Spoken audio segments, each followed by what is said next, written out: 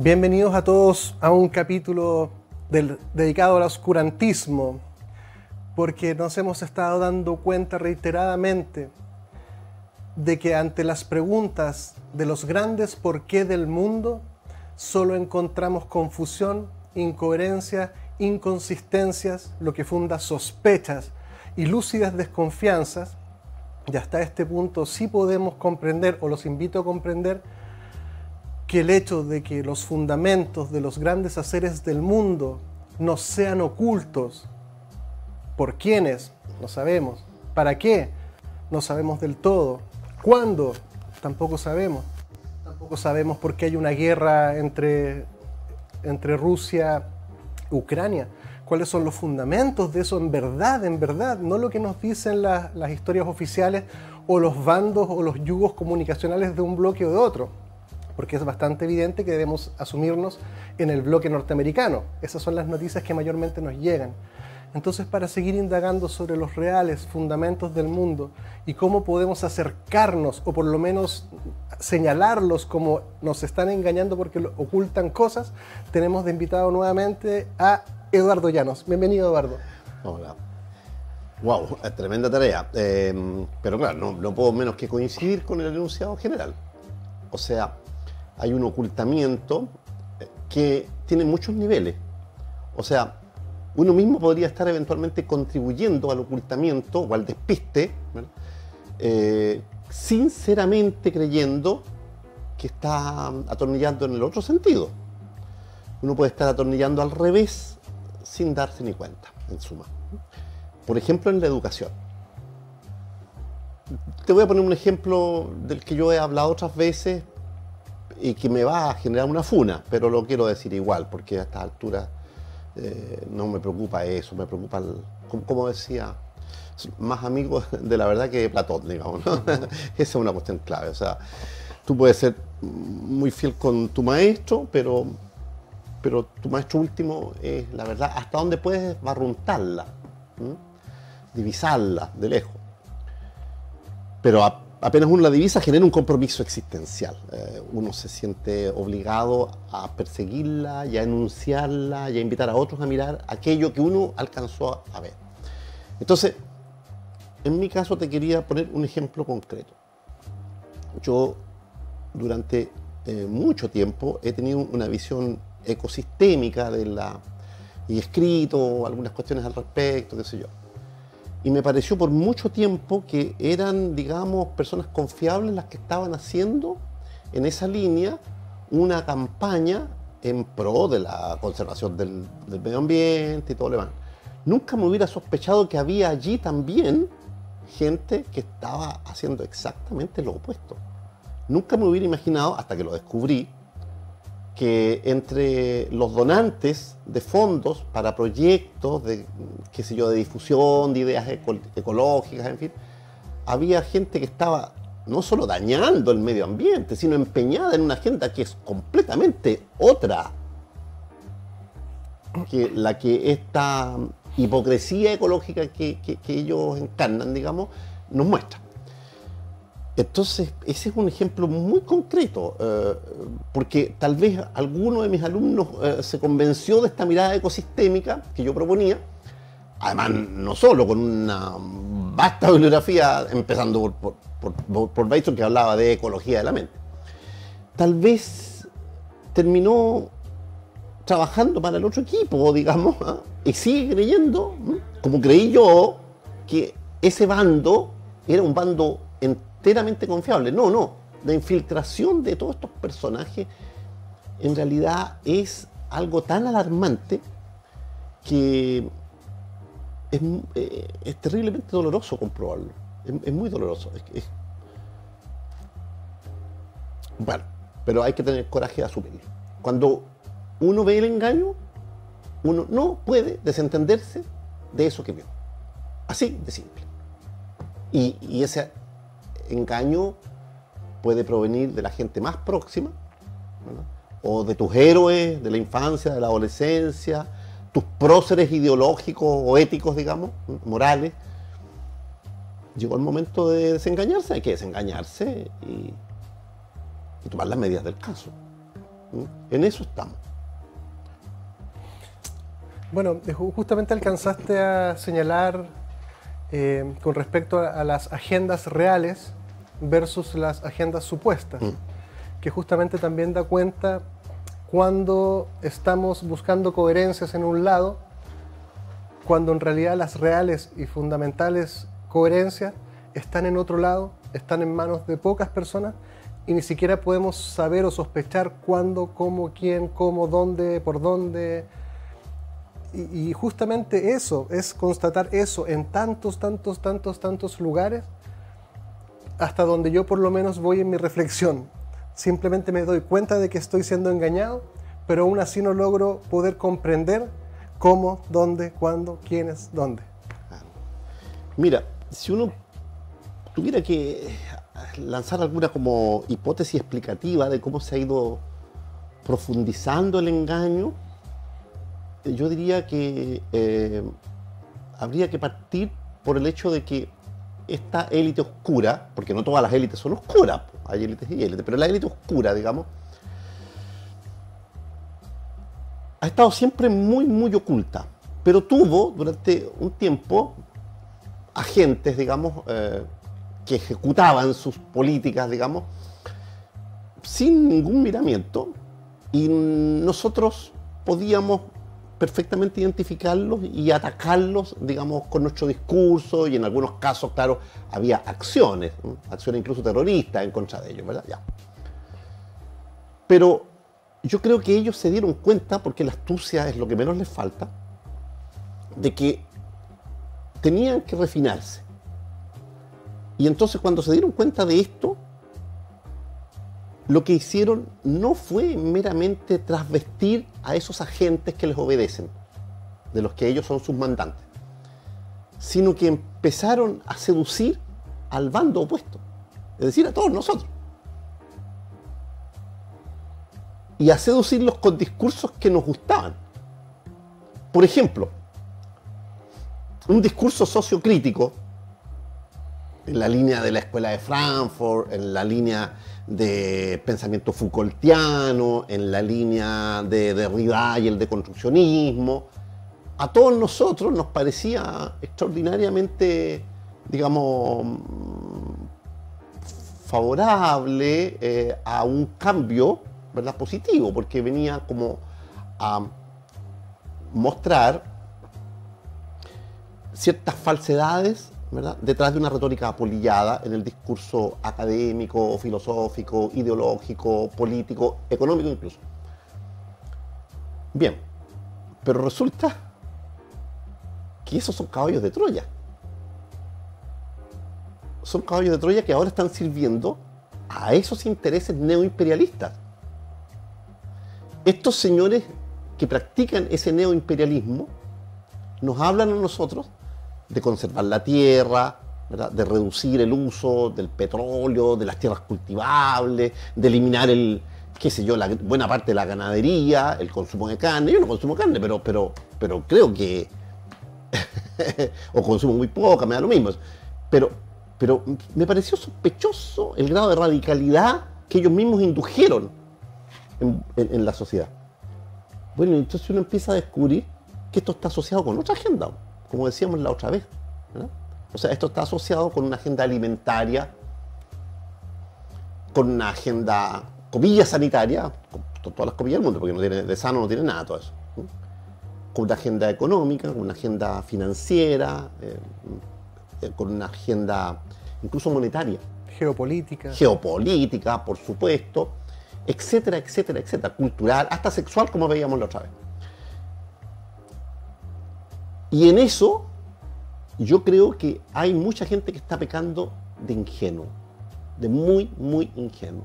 Por eso me gustó mucho la entrevista que le hiciste a Christopher, porque él hizo un juego, que yo sé que es un juego, pero no lo esperaba de él que fuera tan claro y tan acertado. Él dijo, para mí, el 666, el número de la bestia hoy, es la Agenda 2030.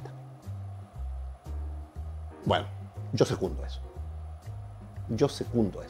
Y me extraña increíblemente, una de las primeras conversaciones que tuve con Christopher era hace un año y medio tal vez, por por vía virtual, por Zoom, cuando no nos conocíamos todavía, giró en torno a esto, porque yo le decía, pero, a ver, tú que eres más joven, ¿qué piensas tú? ¿Cómo ves tú a los anarquistas criollos, por ejemplo, o a los Foucaultianos, digamos? ¿Se están dando cuenta o no de lo que está pasando? Si esto es un panóptico digital planetario, o sea, ¿cómo puede ser que el 80% de los cientistas sociales del mundo, incluido Estados Unidos, estén en condiciones, digamos, de recitar buena parte de la obra de Foucault y no se dan cuenta de que este es un panóptico digital planetario, que está instalado por algo? Esta digitalización forzada y galopante, desbocada, tiene un norte. Entonces por ahí nos hicimos amigos y consonamos mucho. Y entonces yo creo que él acertó mucho en esto. Sí, solo para orientar a la gente que nos está viendo, Eduardo hace referencia a un capítulo de Christopher Montenegro, que lo pueden revisar y los invito a revisar, donde hablamos del Apocalipsis, el texto bíblico, y el decantamiento en la Agenda 2030, para que busquen el capítulo para ir articulando toda la narrativa. Claro. Oye, debo decir también que cuando en ese programa yo te decía, bueno, invita a un teólogo propiamente tal, porque yo no soy teólogo, soy un aficionado, por supuesto me interesan mucho las profecías, algo podemos decir, añadiendo a lo que decía él, en fin, etc. Pero yo no pensé en él, pues se me había olvidado que como lo veo, digamos, en este otro terreno donde él ha hecho una especie de carrera y se ha posicionado muy bien, se me había olvidado que él tenía, por supuesto, pues él tiene una lectura, no, como él mismo decía, no escatológica, porque no es lo suyo la escatología. A mí me interesa mucho más la escatología, pero la aplicación que hizo en este caso me parece muy acertada. Bueno, después quiero decir algo acerca del Apocalipsis, porque tenemos esa tarea pendiente. Bueno, entonces, ahí hay un ejemplo clarísimo de un engaño colectivo. Entonces, la educación está operando como una especie de placebo mundial, porque en todos los países ha habido un esfuerzo extraordinario por ampliar la base de la población alfabetizada, comillas. Y en todos los países del mundo prácticamente está incrementándose en términos porcentuales la población universitaria. Entonces eso permite, en el plano de las estadísticas, decir que contamos con la generación más culta de la historia de la humanidad. ¿Sí? ¿Seguro? Porque basta ver lo que está pasando en las universidades para entender que estamos muy lejos de eso. O sea, en cualquier sindicato anarquista de los años, de hace 80 años, digamos, los años o de 90, de los años 30, de los años 20, 100 años, en cualquier parte del mundo se leía más y mejor. Los anarquistas leían mucho y muy bien. Y además muchos de ellos trabajaban en imprentas. Bueno, es un ejemplo, ¿no? Yo no soy propiamente anarquista, pero tengo un enorme respeto por ese movimiento. No por el terrorismo anarquista, la gente no entiende eso. Chomsky es una especie de anarquista. A mí me parece un pensador clave, un hombre clave, un intelectual indispensable, digamos. Tolstoy, en cierto modo, es una especie de anarquista cristiano. Yo diría que hasta los esenios, que están asociados con la formación de Jesús, fueron, en cierto modo, una especie de preanarquistas, digamos. Así que, bueno, pero lo puse como un mero ejemplo. Pero en cualquier parte, oye, se leía mejor, se leía con cariño, no se leía en busca de una especie como de prótesis intelectual. O sea, si yo tengo cojeras intelectuales y las presiento, y mi ego y mi vergüenza inducida me impide darme cuenta, entonces ando buscando algo que me permita disimularlas. Y la supuesta mejor manera de disimular una cojera intelectual es ser inteligente. Y el placebo que le da la educación es, parece inteligente, mira, esta es una manera de parecer inteligente. ¿Quieres parecer inteligente? Parece inteligente, repitiendo esta media docena de eslogans.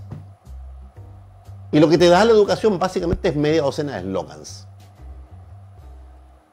Y eso es gravísimo, porque estamos hipotecando el futuro de la humanidad. desde luego dañándonos enormemente, porque conquistar el pensamiento crítico genuino es harto más difícil que adoptar una cantidad de eslogans para lanzárselos como proyectiles verbales al otro, ¿verdad? Funarlos y perseverar en el propio punto de vista, que además está inducido, que no es propio, en el punto de vista ajeno que uno cree propio.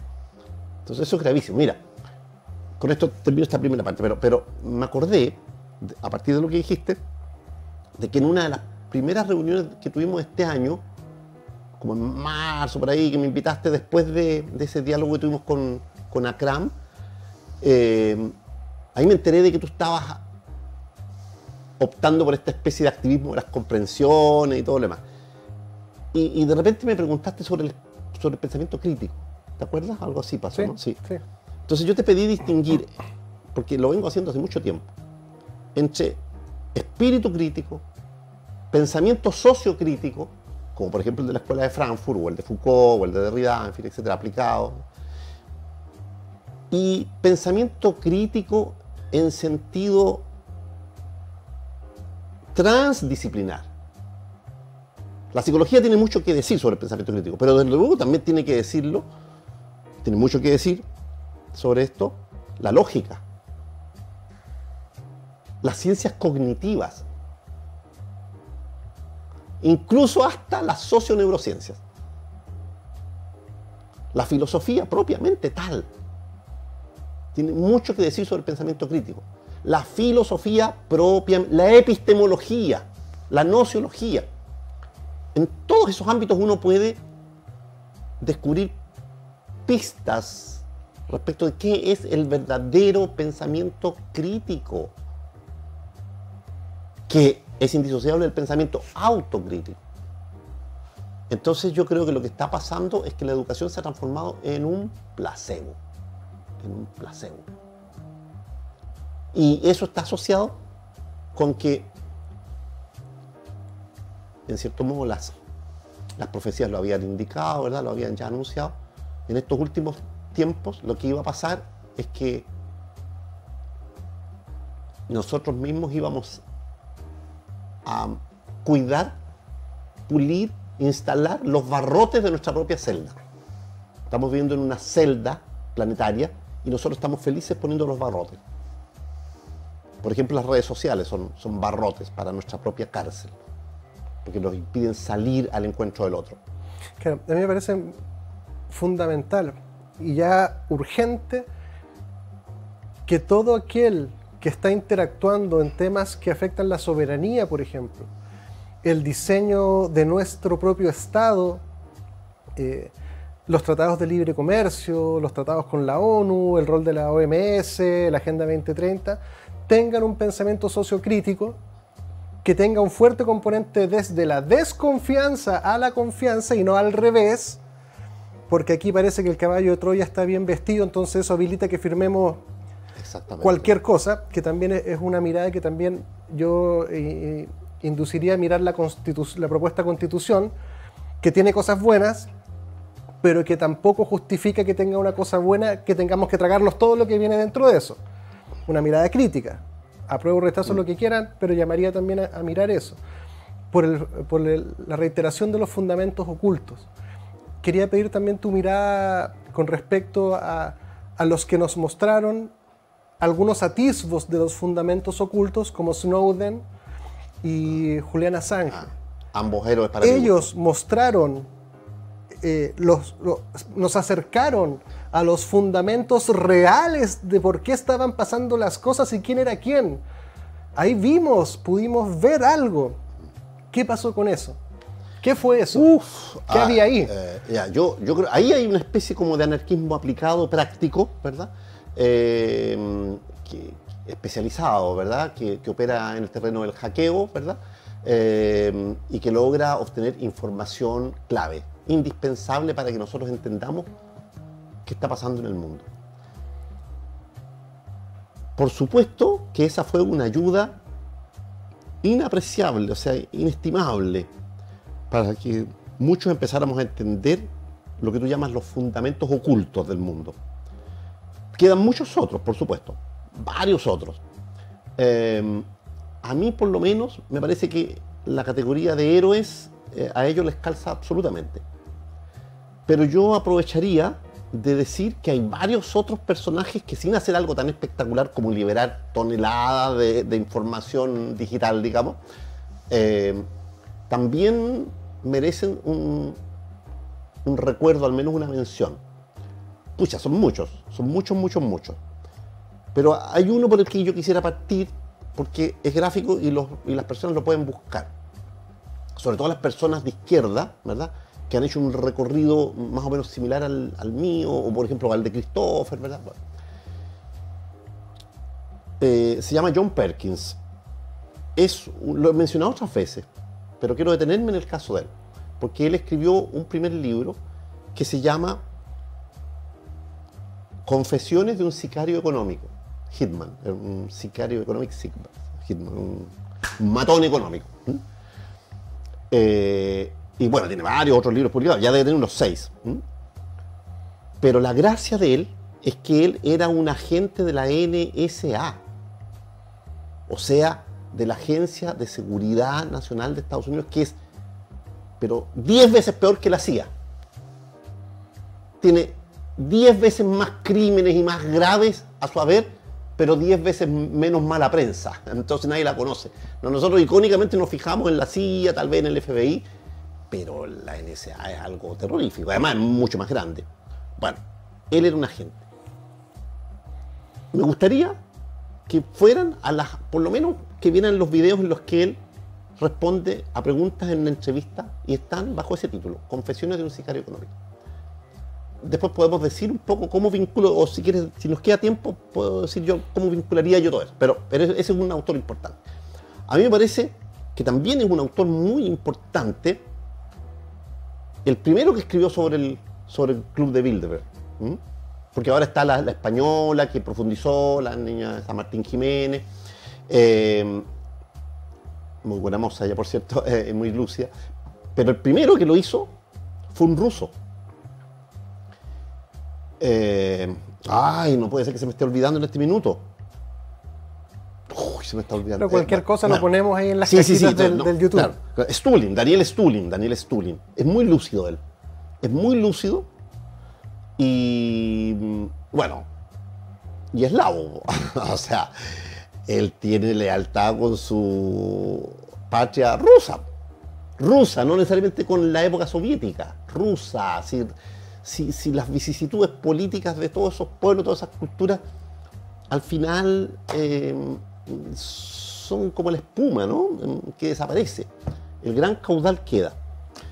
Por ahí tienes otro autor que, en mi opinión, es clave. Él informó de todas estas cuestiones hace mucho rato y nadie lo entendió mucho. Hay personas como, por ejemplo, la Jane Burgermeister, la periodista austríaca que yo mencioné la otra vez en uno de los programas, ¿verdad?, que fue la que hizo la denuncia acerca de la pandemia que se estaba armando el año 2009. Y ella la deshizo con la denuncia que hizo, ¿verdad? En fin, hay mucha más gente. Y una última que quiero mencionar, que es de otro carácter. Yo podría mencionar a 10 o 12, ¿no?, pero no quiero seguir hablando sin que tú me hagas preguntas o que dialoguemos. Pero hay una cuarta mención que quisiera hacer, porque lamentablemente allí hubo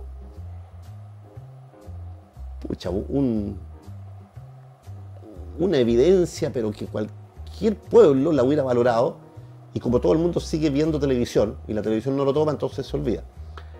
El ministro de Canadá, que fue por años y desde joven un agente que estuvo en el mundo de la política, Paul Hellyer, creo que se llama, Paul, hizo hace bastante tiempo una declaración muy sorprendente para muchos. Yo creo que para el 80% de la población seguiría siendo muy sorprendente. E insistió en ella varias veces hasta que lo acallaron. Él dijo: contémosle, por favor, gobernantes del mundo, contémosle ya. Le he pedido a todos los gobernantes del mundo, porque él fue ministro del Interior por años de Canadá, digamos, una potencia. contémosle por favor, le he escrito a todos mis colegas, a los políticos de todas las grandes, contémosle al mundo lo que sabemos y lo que está pasando con la presencia extraterrestre en el planeta. ¡Wow! ¡Wow! No, esto tiene que saberse. Los rusos hicieron algo por el estilo en su minuto. Ya, hay que contarle a la población. Hay una señora, Yud, que fue del Banco Mundial, que fue una gran ejecutiva, que en algún minuto también hizo una... Ya, contémosle al mundo. O sea, en estos momentos, los extraterrestres tienen tomada la economía mundial. ¿Cómo? Sí. Esta señora está loca, digamos. Bueno, sí. Jude, digamos. Bueno, después te puedo dar, después le voy a enviar, te los envío a ti y tú los pones en el... Ya. Y hay varios otros que han dicho cuestiones, pero son personajes que tú no los puedes tildar de psicóticos. Tenían mucha información. Hay un documento ruso que habla de 64 razas extraterrestres que nos han visitado. Y de las cuales hay como unas 8 o 12 por ahí que son las más habituales, las que más comúnmente se encuentran. Bueno, entonces hay una cantidad enorme de cosas muy raras en todo esto. Y resulta que todo esto está conectado.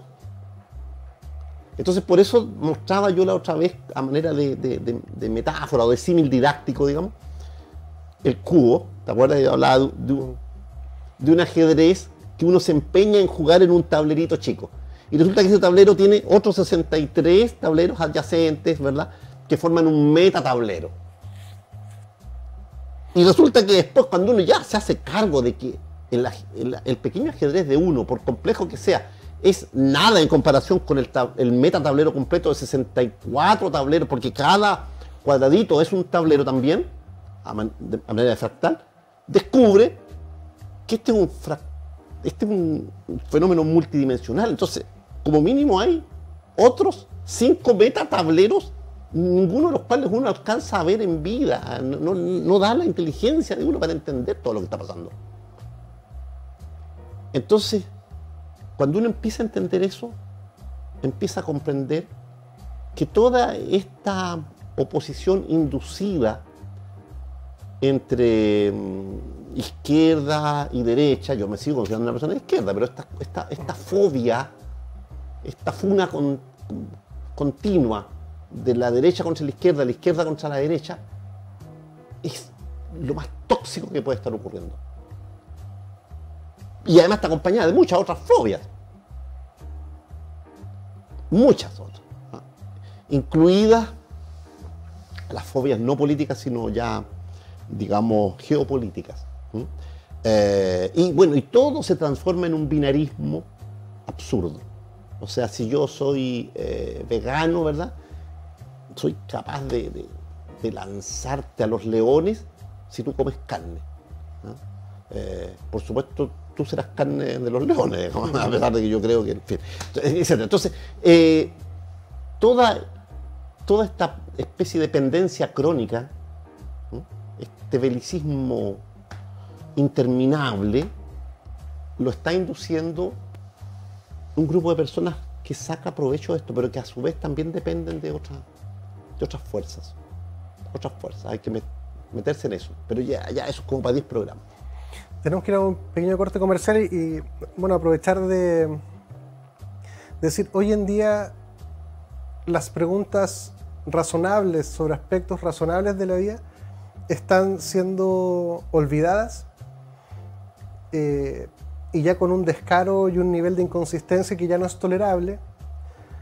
Pensemos, por ejemplo, en la educación, una educación absolutamente inadecuada, por decirlo de alguna forma, con los reales desafíos del mundo, algunas capsulitas, algunas charlitas, algunos contenidos. Nadie pudiera decir que estamos en cero, pero digamos que son absolutamente insuficientes, son en las laterales y son un saludo más a la bandera. Si uno, sin entrar a complejidades más ocultas, que simplemente darse cuenta que el plano financiero en el mundo cotidiano actual es fundamental y que no tengamos una educación mínima que se haga cargo de eso ya es suficientemente estúpido para no considerarlo contenido necesario y suficientemente sospechoso para cuestionar si realmente la gente que está en el Mineduc es libre, es competente y dónde están sus lealtades realmente. Y estoy hablando de una cosa que cualquier ser humano se pudiera dar cuenta. Eso no requiere mayores investigaciones. Es evidente, absurdo y evidente. Desde ahí, para todo lo demás, si no somos capaces de darnos cuenta de eso, yo creo que estamos postulando el gran terremoto y merecemos desaparecer de esta cuestión porque el nivel de estupidez ya está llegando a rebasar los límites mínimos. Oye, a propósito de eso, una pequeña cosita. Sí, ¿no? sí. Vi el programa hoy día en la mañana que Con Rafael, que invitaste a Rafael Rubio, el Rubio, poeta, sí, hijo de un amigo mío que, bueno, amigo de toda mi generación, de Armando Rubio, que murió a los 25 años, un 6 de diciembre del año 80. Ahí él mencionaba a Pound y decía algo que prácticamente todos decíamos, todos seguimos diciendo. Bueno, Pound, o sea, él lo menciona muy de paso, pero menciona la lista ideológica de él que era complicada, porque en su minuto él optó por el fascismo italiano, en contra de los intereses de Estados Unidos. Pero cuando tú empiezas a escarbar, descubres que, para empezar, no era un fascista.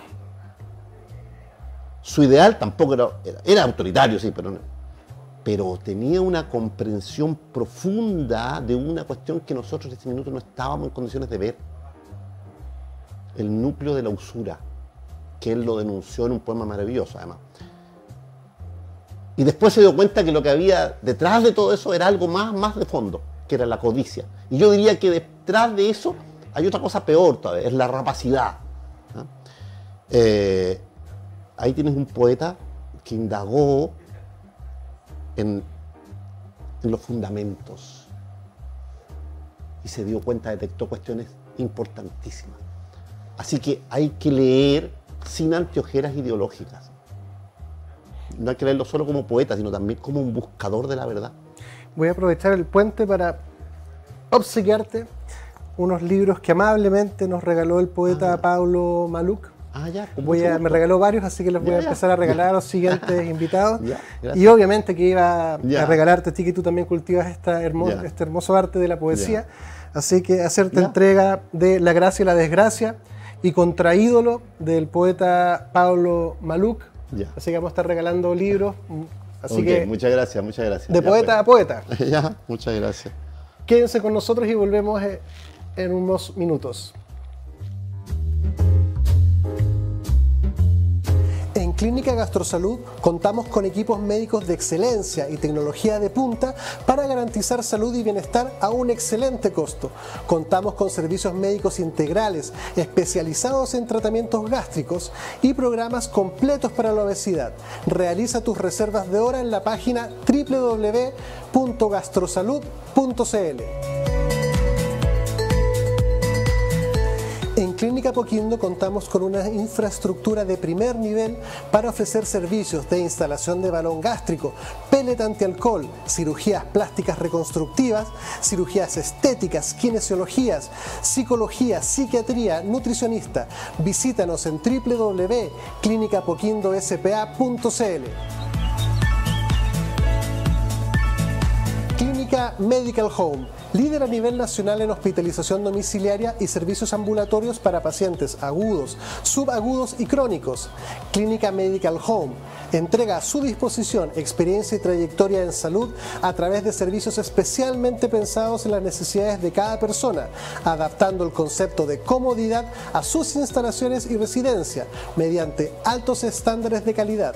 Visítanos en www.cmhchile.cl. Clínica Medical Home. En Logan Abogados contamos con profesionales altamente comprometidos con los intereses de nuestros clientes. Nuestro staff está capacitado para entregar mucho más que una asesoría integral y especializada, pues buscamos proporcionar la tranquilidad que sus intereses merecen y necesitan. Visítanos en www.logan-abogados.cl. En Clínica Nueva Costanera trabajamos día a día por tu salud y la de los tuyos. Contamos con una amplia trayectoria entregando salud y bienestar con servicios médicos integrales, gastroenterología, endoscopía, pellet antialcohol, programa de balón intragástrico, bioimpedenciometría, entre otras prestaciones. Visita nuestra página www.clinicasnuevacostanera.cl e infórmate de todas nuestras prestaciones.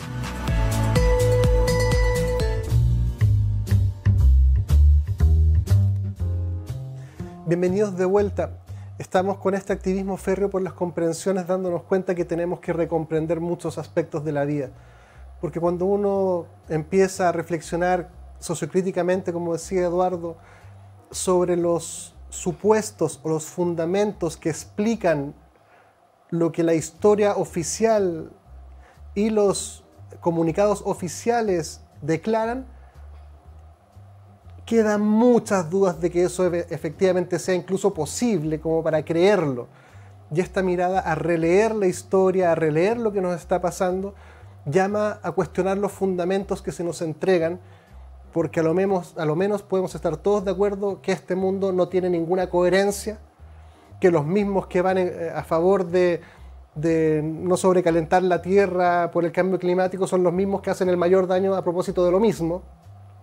Todos los que promueven bajar la temperatura son los más contaminantes. Entonces uno rápidamente dice, eso no tiene ningún sentido, a menos que me quiera engañar, o a menos que estas personas que no sabemos quiénes son quieran lograr otras cosas y que estén instrumentalizando causas inspiradoras para generar adhesión. Pero ¿para qué? Ese para qué es el que cada día debemos cuestionar y buscar más gente. Eduardo. Oye, a mí me gustaría que viéramos, si Hernán pudiera mostrarnos un video Sí, del dron. Mira, este es un video muy ilustrativo, creo yo. Es muy breve. Vean.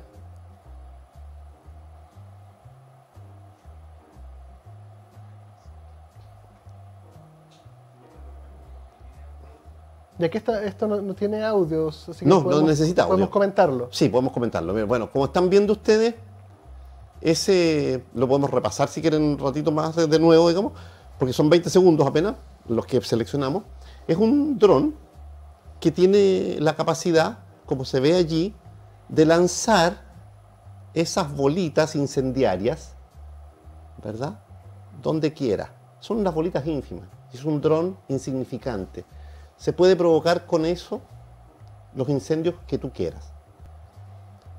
Hoy día mismo, no lo traje hoy día, pero hoy en el Mercurio, en el reverso, creo que en el cuerpo A, en la última página o algo así, había una declaración completamente incompleta, como diría Florior Pérez, que mostraba el estupor, la sorpresa de los científicos por los incendios forestales, que claramente están siguiendo un patrón no natural. Pero se quedaba ahí la reflexión. Y la conclusión que se saca es, por lo tanto, hay que hacer todo lo posible por evitar el calentamiento global. Pero viejo, pero ¿cómo no te estás dando cuenta de lo que estás diciendo, de lo que estás escribiendo? ¿Cómo no nos vamos a dar cuenta nosotros de que tuvimos 2 incendios allá ¿te acuerdas tú? En la zona austral de Chile, ¿verdad? Cerca de los Torres del Paine. De los glaciares, las Torres del Paine, ¿verdad? ¿No nos vamos a acordar quiénes los provocaron? ¿No vamos a recordar quiénes los provocaron? ¿No vamos a asociar para nada eso con esa presencia, tanto en Chile como en Argentina a la misma altura? Recuerdo que se señaló a personas de origen israelitas, creo que sí, se señalaban. Bueno, ya sabemos. Porque esta denuncia viene respaldada por gente también israelí, pero de otra corriente. Ya hemos visto que en Israel, que es un país muy complejo, ¿verdad?, como la cultura judía en general, es 10 veces más compleja de lo que nosotros podemos imaginar, digamos, hay allí gente que es antisionista, y que incluso apoya directamente, no simbólicamente, ¿m? La liberación de Palestina, por ejemplo, que consideran que la creación del Estado de Israel fue un error. Entonces imagínate, esa misma gente ha dado en algunos casos información muy relevante sobre todas estas cuestiones. Por si acaso, para que la gente no tome ninguna, no desarrolle ninguna fobia ni ningún prejuicio sobre grupos culturales en particular, porque todo es muy complejo, ¿no? De la misma manera en que nosotros decíamos recién que no se puede tildar así como con brocha gorda, ¿verdad?, al otro, ¿verdad?, hacerle un rayado en la casa, ¿verdad? Eres fascista, o eres comunista, o eres marxista, o eres momio, o eres no sé qué, ¿verdad? Porque la mayor parte de las veces esos rótulos, esas etiquetas no tienen ningún sentido. Aquí también hay que tener un cuidado único, pero el hecho de que haya ese patrón en los incendios del sur de Chile es muy significativo, que además está asociado con otras cuestiones. Por ejemplo, los incendios que hubo en California, en Hollywood, ¿te acuerdas? De hace 3 años atrás, pero aparte de los últimos que hubo también en Chile, también allí hubo un patrón, pues. Un patrón muy nítido que implicaba que eso se estaba produciendo desde un cierto ángulo de mira. Bueno, en fin. Y en el caso de España está asociado con el hecho de que hay 3 grandes empresas que están haciendo un esfuerzo por quedarse con las tierras de esos campesinos que las están incendiando, y ya hicieron bastante presión para comprarlas y ahora están provocando estos incendios. Unos están asociados supuestamente con causas nobles como la energía limpia, fotovoltaica, ¿verdad?, etcétera. Pero es evidente que es una presión completamente indebida. O sea, no puede ser confiable nadie que financie, ¿verdad?, la causa ambientalista si está haciendo por otro lado esto, pues. Como yo tampoco voy a confiar en un mapuche amante de la tierra si está incendiando bosques, pues. Con casas incluidas, con moradores incluidos. No, pues yo no puedo confiar en eso, pues. No puedo. Sinceramente, de corazón, no puedo. En conciencia, no puedo.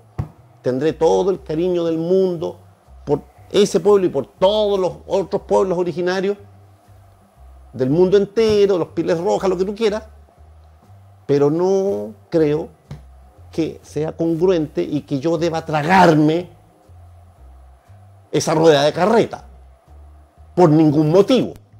No lo haré. Mira, podemos ver en un segundito una denuncia que acaba de aparecer hace poquito, porque se le pide a los científicos que están investigando el tema. Mira, a los mejores científicos del clima, o sea, a los mejores climatólogos del mundo, se les dijo que ocultaran el hecho de que la temperatura de la Tierra no aumentó en los últimos 15 años. No ha aumentado.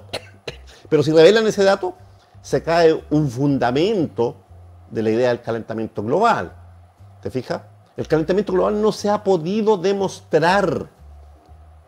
Y buena parte de sus síntomas están provocados por estos mismos personajes.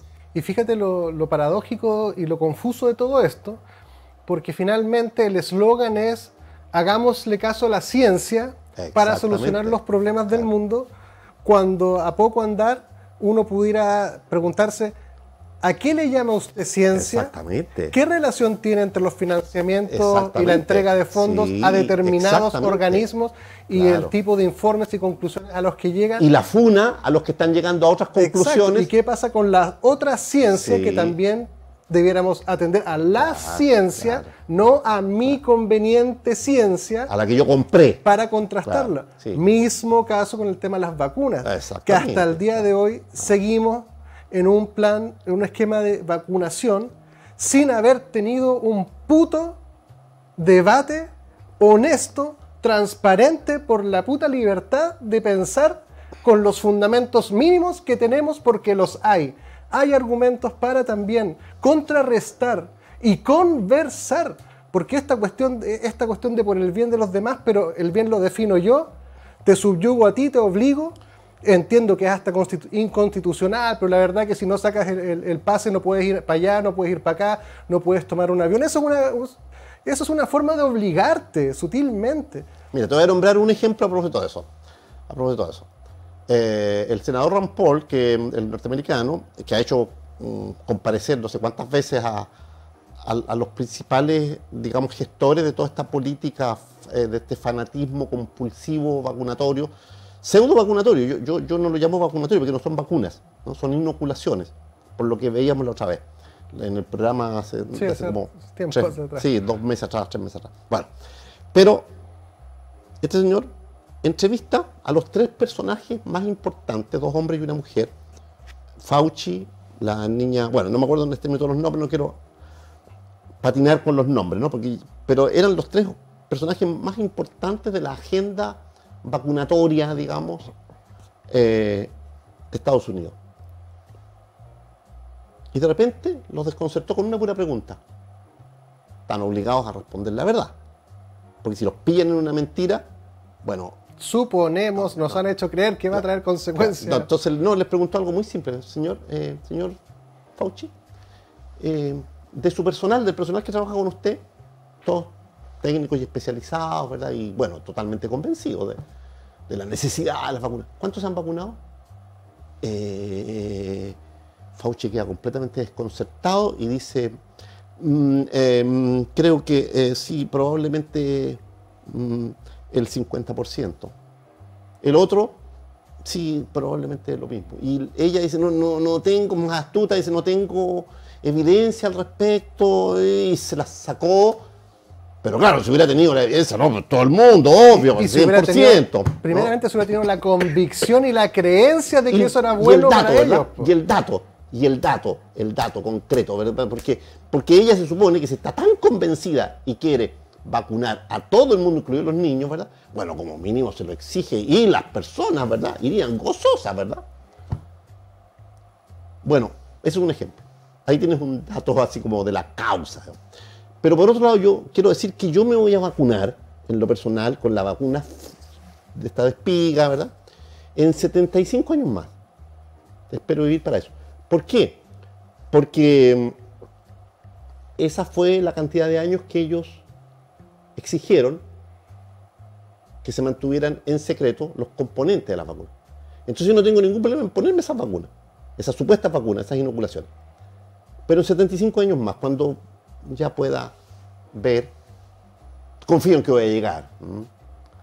Voy a tener unos 130 años más o menos. Claro, pero yo creo que lo más que quisiera exaltar es el hecho de que nos quieren vender una seriedad científica absolutamente irrisoria, parcial, a conveniencia, y este gobierno, al igual que el anterior, y este gobierno particular, ha tenido una ausencia de dar cara y poner fundamentos a una sociedad que está en un proceso de repensarse, con un eslogan de que el pueblo tiene que informadamente tomar decisiones en un contexto absolutamente inconsistente, incoherente y contrario con los eslogans bonitos para que uno haga una cosa o haga otra cosa. Y eso yo creo que ya es inaceptable, por lucidez mínima. Bueno, todo eso sin contar con el tema de los efectos adversos, sin contar todo eso, pero a mí me parece que además hay otra cuestión. Es una de las razones por las que yo me mantuve a distancia de la candidatura de Boric, quiero decirlo. Porque yo como persona de izquierda hubiera podido y supuestamente debido, ¿verdad?, suscribir, pero no lo hice por una razón muy simple. Porque yo sigo considerando que hay un par de núcleos al menos de la argumentación de la izquierda que tienen plena vigencia. La lucha por la justicia social genuina no es compatible con arrodillar la economía a las grandes corporaciones, que son las que están saliendo gananciosas de todo esto. Y enseguida, y por lo mismo, ¿verdad?, la izquierda siempre tuvo una postura antiimperialista, como lo he dicho varias veces. Este es un neoimperialismo corporocrático, es el poder ya multiplicado elevado al cubo, ¿verdad?, de las corporaciones transnacionales. Y a mí me pareció muy, muy decisivo para esa decisión que yo tomé cuando vi que Boris se plegaba a Biden. Ahí yo dije, Boris no está entendiendo nada. O no está entendiendo nada o está completamente comprometido con la Agenda 2030, digamos, y con todo lo que eso supone. Pero yo creo que cuando se sepa lo que es Biden, lo que es su hijo, lo que es la Hillary Clinton, lo que es Obama, el que nos vendieron como la gran conquista de la raza afroamericana, digamos. El llamado Premio Nobel de la Paz. Premio Nobel de la Paz, todo eso. En plena guerra. Bueno, y hay varios premios Nobel de la Paz. Acuérdate que Henry Kissinger, mira, en mi generación un poeta, Esteban Navarro, que su nombre real era otro, era Guillermo Ridman, escribió un libro que se llamaba Para matar este tiempo, en la época del 83 de la dictadura. Y había un versito que yo se lo celebré mucho, en que aludía a Kissinger, pero él lo llamaba Killinger, porque para nosotros era, obviamente, no para nosotros, para la historia, era un genocida, pues. Bueno, él es uno de los que está detrás de todo. Entonces, ¿cómo tú te vas a llamar de izquierda? En eso le encuentro toda la razón al tocayo Artés. Él tiene una distancia muy considerable respecto de las nuevas dirigencias, porque se han olvidado de algo clave. ¿Cómo no te puedes olvidar, si eres de izquierda, de que si el capitalismo es astuto para mutar, el imperialismo lo es 10 veces más, y ahora estamos en una fase neoimperialista y no se puede no verlo. Eso es renunciar a los principios básicos. No es posible eso, no es posible. Entonces, por eso es que yo creo que es digno de celebrar que haya una cierta apertura hoy al pensamiento crítico no militante, porque los militantes están dando la hora, en muchos casos. Yo creo que están entendiendo muy mal, por ejemplo, aquí en Chile, las intervenciones que han tenido personas como la hija de la Mireya Baltra y la hija de Parada, del degollado en dictadura, que está por el rechazo, sin dejar de ser una persona de izquierda. Bueno, en este caso ya abrazó el liberalismo, en fin, pero da lo mismo, pero argumenta razonablemente, serenamente, cada una de ellas, por algo. No tiene sentido funarlas. Hay que escuchar eso. Hay que entender lo que ellas están diciendo. Como mínimo, hay que tener la honestidad intelectual de preguntarse, a ver, ¿por qué yo le creo tanto a mi partido, a mi movimiento? ¿Estoy lleno de héroes? ¿Tengo puros héroes en la dirigencia? ¿O tengo personas sospechosonas también? Y lo mismo vale para las declaraciones que ha hecho la Pamela Giles. La Pamela Giles ha pedido con todo coraje y con la claridad absoluta: quiero, por favor, que se hagan el examen de pelo antidroga, todos aquí en la están funando, está resultando muy incómoda. Ella es muy lenguaraz, pero no se va a callar fácilmente. Entonces, todos estos síntomas hay que recogerlos desde una perspectiva como sociosemiótica, de semiótica política.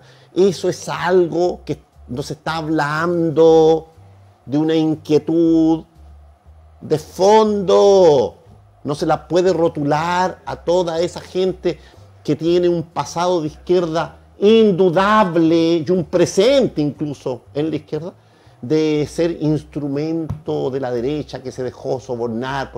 Momento, los sobornos de la derecha mundial porque esa es derecha, la que se viste de neoizquierda. O sea, tú vas a decirme que el señor Klaus Schwab, el maestro de ceremonia de las reuniones del grupo económico de Davos y digamos, la locomotora de la Agenda 2030, es un señor de izquierda, pero no sean chistosos, por favor, no practiquen el humorismo involuntario. Eso es humorismo involuntario, eso es hacer el ridículo. Ninguno de esos señores merece la confianza de personas que razonen en base a evidencias. No se Nos puede. quedan 30 segunditos, Eduardo, para que concluyas ahí. 30 segundos para... Mira, ya que voy a leer un poema muy breve del gran Jorge Tellier. El último poema que escribió, el último, muy breve. Si alguna vez mi voz deja de escucharse, piensen que el bosque habla por mí con su lenguaje de raíces. Este es un poeta, un ecólogo genuino, avant la lettre. Bueno, Eduardo, muchísimas gracias por el encuentro, la conversación. Invito a la gente a reflexionar lúcidamente, libremente, por sobre todo libremente, seguirnos en YouTube, compartir por favor los capítulos, comentarlos, nosotros los leemos todos, y que la duda legítima que nos ha acompañado siempre no sea secuestrada por una falsa verdad.